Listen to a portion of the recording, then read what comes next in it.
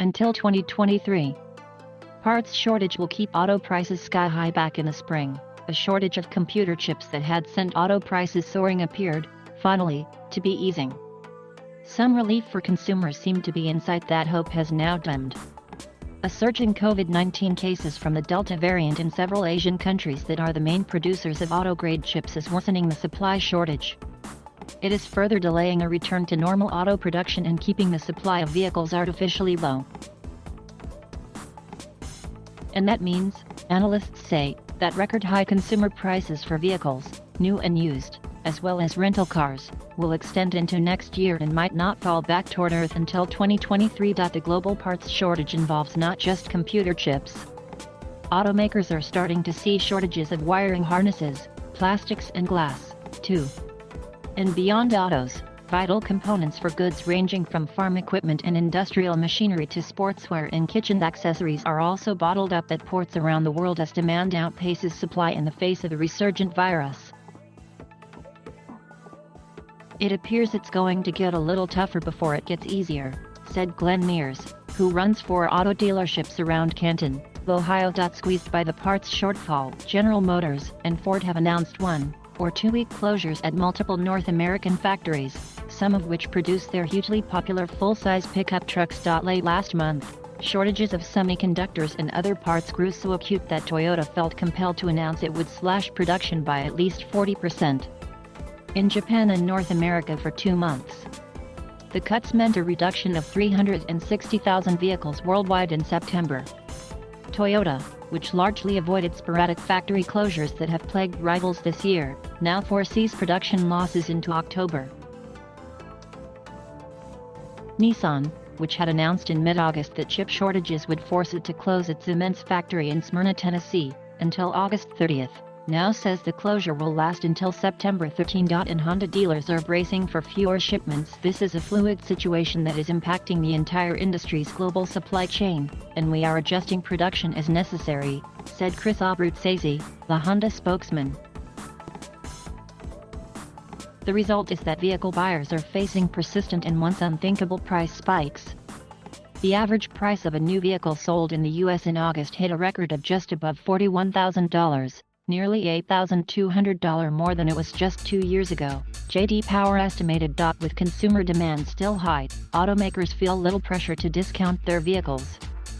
Forced to conserve their scarce computer chips, the automakers have routed them to higher-priced models, pickup trucks and large SUVs, for example, thereby driving up their average prices.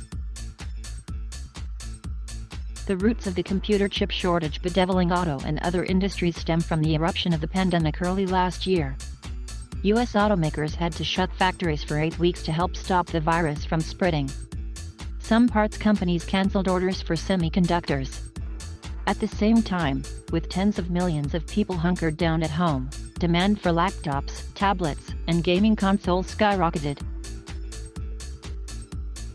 As auto production resumed, consumer demand for cars remained strong. But chip makers had shifted production to consumer goods, creating a shortage of weather-resistant automotive-grade chips. Then, just as auto chip production started to rebound in late spring, the highly contagious Delta variant struck Malaysia and other Asian countries where chips are finished and other auto parts are made. In August, new vehicle sales in the U.S. tumbled nearly 18%, mainly because of supply shortages. Automakers reported that U.S. dealers had fewer than 1 million new vehicles on their lots in August, 72% lower than in August 2019. Even if auto production were somehow to immediately regain its highest ever level for vehicles sold in the U.S., it would take more than a year to achieve a more normal 60-day supply of vehicles and for prices to head down, the consulting firm AlixPartners has calculated. Under that scenario, said Dan Hirsch, an AlixPartners managing director, it's not until early 2023 before they even could overcome a backlog of sales, expected demand, and build up the inventory. For now, with parts supplies remaining scarce and production cuts spreading, many dealers are nearly out of new vehicles. On a recent visit to the Central Avenue Strip in suburban Toledo, Ohio, the road chock full of dealerships, few new vehicles could be found on the lots. Some dealers filled on their lots with used vehicles. The supply is so low and prices so high that one would-be buyer, Heather Pipelow of Adrian, Michigan, said she didn't even bother to look for a new SUV at Jim White Honda. "It's more than I paid for my house," she said ruefully. Ed Ewers of Mansfield, Ohio, traveled about 2 hours to a Toledo area Subaru dealer to buy a used 2020 four-door Jeep Wrangler. He considered buying new but decided that a used vehicle was more in his price range to replace an aging Dodge Journey SUV. Mears, whose Honda dealership is running short of new inventory, said dealers are managing to survive because of the high prices consumers are having to pay for both new and used vehicles. "He doesn't charge more than the sticker price," he said, "enough profit to cover expenses and make money. Nor does he have to advertise as much or pay interest on a large stock of vehicles. Many vehicles," he said, "are sold before they arrive from the factory. Chip orders that were made 9 months ago are now starting to arrive.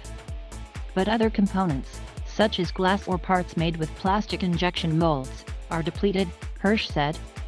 "Because of the virus and a general labor shortage," he said, "auto parts makers might not be able to make up for lost production."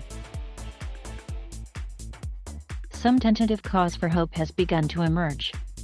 Suhai Wang, president of the Malaysia Semiconductor Industry Association, says hopefully that chip production should start returning to normal in the fall as more workers are vaccinated. No, Malaysia, Vietnam, Taiwan, Singapore, and the United States all produce semiconductors, he said. "A shortage of just one kind of chip can disrupt production. If there is disruption in Malaysia," Wang said, "there will be disruption somewhere in the world." Automakers have been considering shifting to an order-based distribution system rather than keeping huge supplies on dealer lots. But no one knows whether such a system would prove more efficient. Eventually, Hirsch suggested, the Delta variant will pass and the supply chain should return to normal. By then, he predicts, automakers will line up multiple sources of parts and stock critical components. "There will be an end to it, but the question is really when," said Ravi Anupindi, a professor at the University of Michigan who studies supply chains. Thank you for watching. Please subscribe.